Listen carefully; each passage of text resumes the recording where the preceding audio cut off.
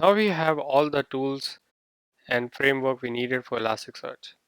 We also installed few plugins which we will use in Elasticsearch. So now it's time to start our daemons, and to do that we can open the terminal and use a new window and just type Elasticsearch, enter.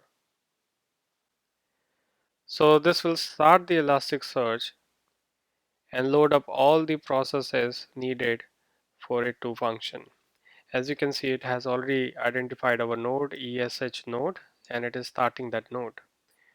All right, so it may take few minutes, and then we can look it up in browser using this URL.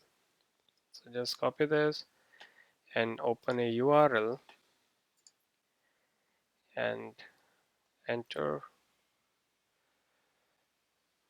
Okay, so it's still running. Okay, so let's give it few seconds.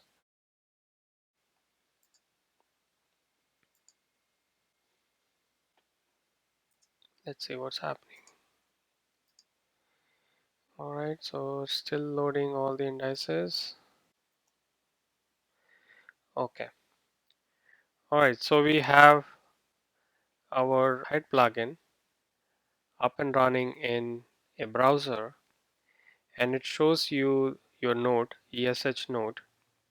Okay, and it has all different indices. These are different indices. We will cover them in the exercises later. But for now, just look at this, that we have a node and we have a different indices. Everything here is green, which is good. These are shards. We'll cover them in later sections.